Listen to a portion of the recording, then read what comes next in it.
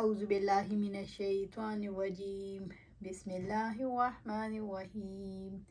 ولا تاکلوا مما لم یذکر اسم اللہ علیہ وانہ لفسق وان الشیاطین لیوحون الی اولیائہم لیجادلوکم وَإِنْ أَطَعْتُمُوهُمْ إِنَّكُمْ لَمُشْرِكُونَ۔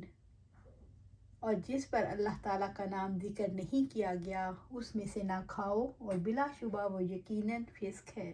اور بے شک شیاطین ضرور اپنے ساتھیوں کے دل میں ڈالتے ہیں تاکہ وہ تم سے جھگڑا کریں، اور اگر تم ان کی اطاعت کرو گے تو بے شک تم بھی یقیناً مشرک ہو جاؤ گے۔ سورۃ الانعام آیہ 121۔ اس آیت کا شان نزول دیکھتے ہیں۔ جب یہ آیت نازل ہوئی تو فارس والوں نے قریش کے پاس کہلا بھیجا کہ محمد صلی اللہ علیہ وآلہ وسلم سے مباحثہ کرو اور کہو جس جانور کو تم چھری سے ذبح کرو وہ تو حلال ہے، اور جس کو اللہ تعالیٰ سونے کی چھری سے ذبح کرے یعنی مردار وہ حرام ہے۔ تو اس پر یہ آیت نازل ہوئی۔ وَلَا تَأْكُلُوا، اور تم نہ کھاؤ، اس میں ممانعت ہے، منع کیا گیا ہے۔ مما لم یذکر اسم اللہ علیہ، جس پر اللہ تعالیٰ کا نام ذکر نہیں کیا گیا، اس میں سے نہ کھاؤ جن پر اللہ تعالیٰ کا نام نہ لیا گیا ہو۔ اس میں وہ بھی شامل ہے جن پر غیر اللہ کا نام لیا گیا ہو، جیسا کہ فرمایا وَمَا أُحِلَّ لِغَيْرِ اللَّهِ بِهِ، اور جس پر اللہ تعالیٰ کے سوا کسی کا نام پکارا جاتا ہے۔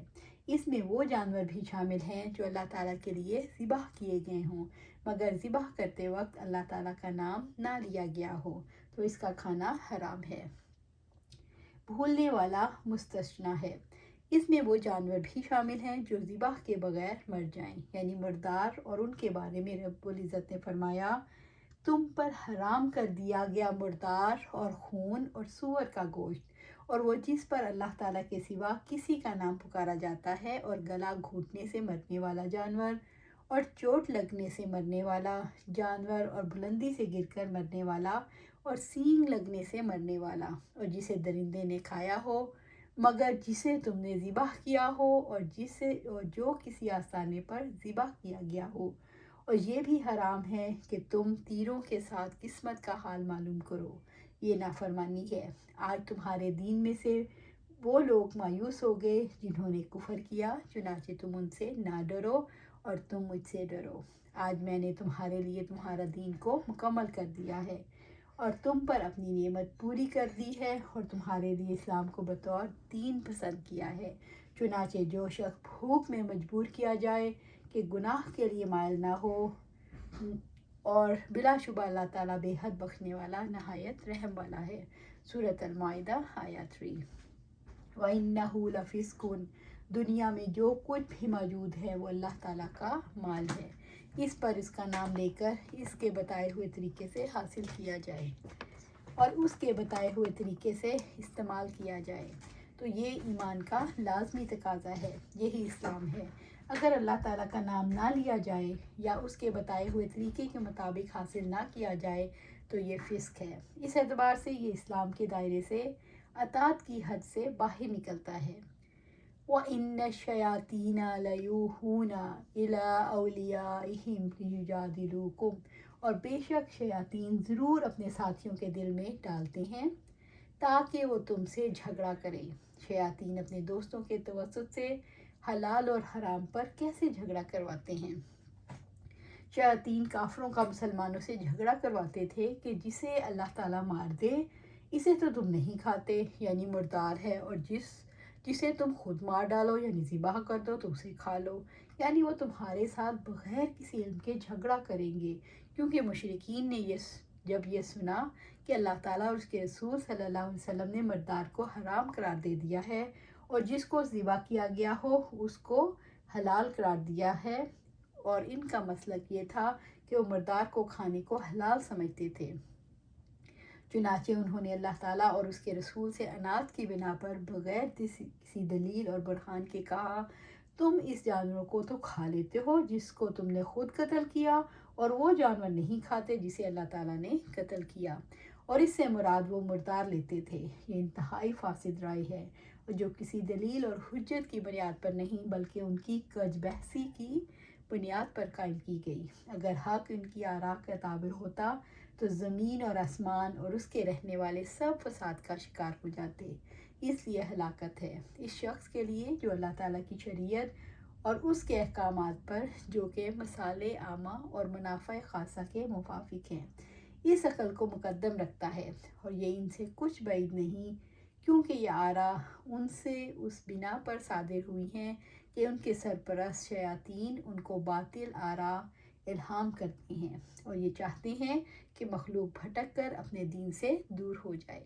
اور ان کو دعوت دیتے رہتے ہیں تاکہ وہ جہنمی بن جائیں۔ وَإِنْ أَطَعْتُمُوهُمْ إِنَّكُمْ لَمُشْرِكُونَ،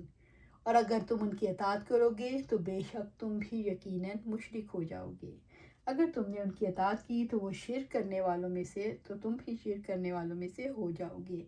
اللہ تعالیٰ نے یہ فیصلہ کر دیا کہ زندگی کے معاملات میں جزوی طور پر بھی اللہ تعالیٰ کے سوا کسی اور کی اطاعت کرنا کھلا شرک ہے۔ اس وجہ سے مسلمان دائرہ اسلام سے باہر نکل جاتا ہے، اور جب یہ آیت نازل ہوئی انہوں نے اپنے علماء اور درویشوں کو اللہ تعالیٰ کے سوا اپنا رب بنا لیا ہے، اور مسیح ابن مریم کو بھی، حالانکہ انہیں اس کے سوا حکم نہیں دیا گیا تھا۔ وہ ایک ہی معبود کی عبادت کریں گے، اس کے سوا کوئی معبود نہیں مگر وہی، وہ اس سے پاک ہے وہ جو شریک بناتے ہیں۔ سورۃ التوبہ آیت 31۔ تو عدی ابن حاتم نے رسول اللہ صلی اللہ علیہ وسلم سے پوچھا، انہوں نے احبار اور رحمان کی بندگی تو نہیں کی؟ رسول اللہ صلی اللہ علیہ وسلم نے فرمایا، ہاں انہوں نے کی ہے، انہوں نے ان کے لیے حلال کو حرام کر دیا اور حرام کو حلال۔ اگر تم نے حلال کو حرام اور حرام کو حلال ٹھہرانے میں ان کی بات مانی تو تم بھی مشرک ہو جاؤ گے۔ آیت کا حصہ دلیل ہے کہ جو کوئی اللہ تعالیٰ کی حرام کردہ شے کسی شے کو اپنی طرف سے حلال کرے گا یا کسی حلال کو حرام کرے گا وہ مشرک ہوگا۔ انکم لمشرکون، تو تم بھی مشرک ہو جاؤ گے کیونکہ تم نے اللہ تعالیٰ کو چھوڑ کر ان کو سرپرست اور ولی بنا لیا، اور جس بنیاد پر مسلمانوں سے علیحدہ ہوئے تم نے بھی اس کی موافقت کی، اس لیے تمہارا راستہ اور ان کا راستہ ایک ہو گیا۔ یہ آیت کریمہ دلالت کرتی ہے کہ وہ کشف و الہامات جو دل میں القاء ہوتے ہیں، اور یہ کشف و الہام خاص طور پر صوفیہ کے ہاں بہت کثرت سے واقع ہوتے ہیں، اپنے مجرد الہام ہونے کی بنا پر اس بات کی دلیل نہیں کہ وہ حق ہیں۔ وہ ان کی اس وقت تک تصدیق نہیں کی جا سکتی جب تک کہ ان کو قرآن و سنت پر پیش نہ کیا جائے۔ اگر قرآن اور سنت ان کو قبول کرنے کی شہادت دیں تو ان کو قبول کر لیا جائے۔ اگر یہ کشف و الہام قرآن و سنت کے منافی ہوں تو ان کو رد کیا جائے۔ اگر ان کا حق یہ باطل ہونا نہ ہو واضح تو ان میں سے توقف کیا جائے، اس کی تصدیق کی جائے نہ تکذیب، کیونکہ وحی اور الہام شیطان کی طرف سے بھی ہوتا ہے، اس لیے الہام رحمانی اور الہام شیطانی کے مابین فرق اور امتیاز کرنا نہایت ضروری ہے، کیونکہ دونوں قسم کے الہامات کے درمیان عدم تفریق سے بندہ جن غلطیوں اور گمراہیوں کا شکار ہوتا ہے ان کو اللہ تعالیٰ کے سوا کوئی شمار نہیں کر سکتا۔